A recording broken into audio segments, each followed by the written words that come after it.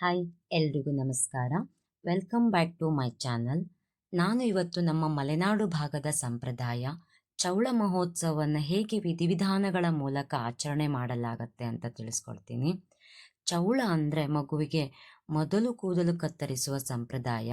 ಮಕ್ಕಳಿಗೆ ಮೊದಲ ಬಾರಿಗೆ ಕೂದಲು ತೆಗೆಸುವಾಗ ದೇವಾಲಯಗಳಲ್ಲಿ ಅಥವಾ ಕೆಲವರು ಮನೆಗಳಲ್ಲೂ ಕೂಡ ಆಚರಣೆ ಮಾಡ್ತಾರೆ. ಚೌಳವು ಹಿಂದೂ ಸಂಪ್ರದಾಯದಲ್ಲಿ ಒಂದು ಮುಖ್ಯ ಸಂಸ್ಕಾರ.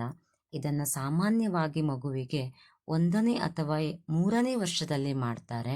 ಇದು ಮಗುವಿನ ಹೊಸ ಆರಂಭದ ಸಂಕೇತ. ಹಾಗೆ ನಾವು ಕೂಡ ನನ್ನ ಅಣ್ಣನ ಮಗಳ ಕೂದಲನ್ನು ತೆಗೆಸುವ ಸಲುವಾಗಿ ನಮ್ಮ ಮನೆ ದೇವರಾದ ಚಂದ್ರಗುತ್ತಿ ರೇಣುಕಮ್ಮನ ಸಂದಿನಿಗೆ ಬಂದಿದ್ದೇವೆ.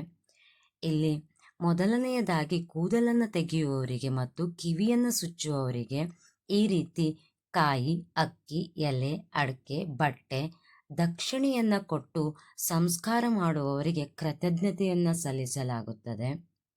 ನಂತರ ನಮ್ಮ ಸಂಪ್ರದಾಯದಂತೆ ಮಗುವಿನ ಸೋದರ ಮಾವ ಮೊದಲು ಕೂದಲನ್ನು ಕತ್ತರಿಸುತ್ತಾರೆ. ನಂತರ ಅವರು ಸಂಪೂರ್ಣವಾಗಿ ಕೂದಲನ್ನು ತೆಗೆಯುತ್ತಾರೆ. ಅದಾದ ನಂತರ ಮಗುವಿಗೆ ಅಲ್ಲೇ ಸ್ನಾನವನ್ನು ಮಾಡಿಸಿ ಶುದ್ಧ ಬಟ್ಟೆಗಳನ್ನು ತೊಡಿಸಿ ಕಿವಿ ಸುಚ್ಚಿಸಲು ರೆಡಿ ಆಗ್ತಾರೆ. ಅಲ್ಲೇ ಪಕ್ಕದಲ್ಲಿ ಕಿವಿ ಸುಚ್ಚುವವರು ಕೂಡ ಇರ್ತಾರೆ. ನಾವೇನು ಮಾರ್ಕ್ ಮಾಡಿಕೊಟ್ಟಿರ್ತೀವೋ ಅಲ್ಲೇ ನೀಟಾಗಿ ಅವರು ಚುಚ್ಚಿಕೊಡ್ತಾರೆ. ನಂತರ ಮನೆಯಿಂದ ತಂದಿರುವ ಗಂಧದ ಲೇಪನವನ್ನು ಕಿವಿಗೆ ಮತ್ತು ತಲೆಗೆ ಹಚ್ತಾರೆ. ಅದಾದ ನಂತರ ಗುಡ್ಡದಿಂದ ಕೆಳಗಡೆ ಬಂದು ಬಾವಿಗೆ ಪೂಜೆಯನ್ನು ಸಲ್ಲಿಸಲಾಗುತ್ತದೆ. ಹಾಗೆ ದೇವಸ್ಥಾನದ ಮೆಟ್ಟಿಲುಗಳ ಪೂಜೆಯನ್ನು ಮಾಡಿಸಿ ನಿಧಾನವಾಗಿ ಒಂದೊಂದೇ ಮೆಟ್ಟಿಲುಗಳನ್ನು ಏರುತ್ತಾ ದೇವಿಯ ಗರ್ಭಗುಡಿಯನ್ನು ತಲುಪುವ ಮೊದಲು ಕಾಲಭೈರವ ಹಾಗೂ ನಾಗದೇವರುಗಳಿಗೆ ಪೂಜೆಯನ್ನು ಮಾಡಿಸಿ ದೇವಸ್ಥಾನದ ಗರ್ಭಗುಡಿಯ ಮುಂಭಾಗಕ್ಕೆ ಬಂದು ತಲುಪ್ತೀವಿ. ಇಲ್ಲೊಂದು ವಿಶೇಷತೆ ಇದೆ ಮತ್ತು ನಂಬಿಕೆ ಕೂಡ. ಈ ನಂದಿಯ ಹಿಂಭಾಗದಲ್ಲಿ ಒಂದು ಗುಂಡನೆಯ ಕಲ್ಲು ಇದೆ. ಈ ಕಲ್ಲಿನ ಮೇಲೆ ಒಂದು ಕಾಯಿನನ್ನು ಇಟ್ಟು ನಮ್ಮ ಇಷ್ಟಾರ್ಥಗಳನ್ನು ಬೇಡ್ಕೊಂಡ್ರೆ ನೆರವೇರುತ್ತೋ ಇಲ್ಲವೋ ಅನ್ನುವ ಸೂಚನೆಯನ್ನು ಆ ಕಲ್ಲನ್ನು ಎತ್ತುವುದರ ಮೂಲಕ ನಮಗೆ ತಿಳಿಯುತ್ತದೆ.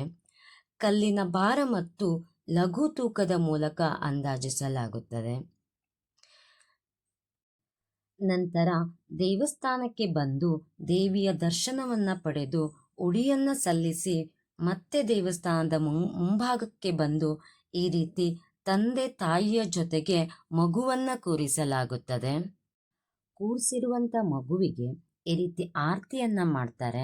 ಜೊತೆಗೆ ಮಗುವಿಗೆ ಮತ್ತು ಮಗುವಿನ ತಂದೆ ತಾಯಿಗೆ ಗಿಫ್ಟ್ ಅಥವಾ ದುಡ್ಡು ಅಥವಾ ಬಟ್ಟೆ ಈ ರೀತಿ ಬಂದಂಥ ಎಲ್ಲ ಅತಿಥಿಗಳು ಉಡುಗೊರೆಯನ್ನು ಕೊಡ್ತಾರೆ. ಇನ್ನೇನು ಕೊನೆಯ ಹಂತದಲ್ಲಿದ್ದೇವೆ. ಈ ಕಳಶದಲ್ಲಿರುವ ದೀಪವನ್ನು ಹಾಗೆ ಮನೆಗೆ ತಗೊಂಡು ಹೋಗೋದಕ್ಕೆ ಆಗಲ್ಲ ಅನ್ನುವ ಕಾರಣಕ್ಕೆ ದೇವಸ್ಥಾನದ ಆವರಣದಲ್ಲಿ ಉರಿಯುತ್ತಿರುವ ದೀಪಕ್ಕೆ ಕಳಶದ ದೀಪದ ಬತ್ತಿಯನ್ನು ಸೇರಿಸಿ ಬರ್ತಾರೆ. ಇನ್ನು ಕೊನೆಯದಾಗಿ ಆ ಮಗುವಿಗೆ ಒಂದು ತೆಂಗಿನಕಾಯಿಯನ್ನು ಸುಳಿದು ಆ ತೆಂಗಿನಕಾಯಿಯನ್ನು ನೆಲದ ಮೇಲೆ ಒಡೆಯುತ್ತಾರೆ. ಇದಕ್ಕೆ ಸುಳುಗಾಯಿ ಒಡೆಯುವುದು ಎನ್ನುತ್ತಾರೆ. ಅಷ್ಟೊತ್ತಿಗಾಗಲೇ ಎಲ್ಲ ವಿಧಿವಿಧಾನಗಳು ಸಂಪೂರ್ಣಗೊಂಡು ನಾವು ಕೂಡ ಕೆಲವೊಂದು ಫೋಟೋಸ್ ತಗೊಂಡು ಹೊರಡೋಕ್ಕೆ ರೆಡಿ ಆದ್ವಿ. ಈ ಹೈ ಡಿಗ್ರಿ ಸೆಲ್ಸಿಯಸ್ ತಾಪಮಾನಕ್ಕೆ ಈ ಕಲ್ಲುಗಳ ಮೇಲೆ ಕಾಲಂತೂ ಇಡೋ ಥರನೇ ಇರಲಿಲ್ಲ. ಹಂಗೋ ಹಿಂಗೋ ಮಾಡಿ ಓಡಿ ಬಂದು ಶೂಲಭೈರಪ್ಪನ ದರ್ಶನ ಪಡ್ಕೊಂಡು ಊರ ಕಡೆ ಮುಖ ಮಾಡಿದ್ವಿ.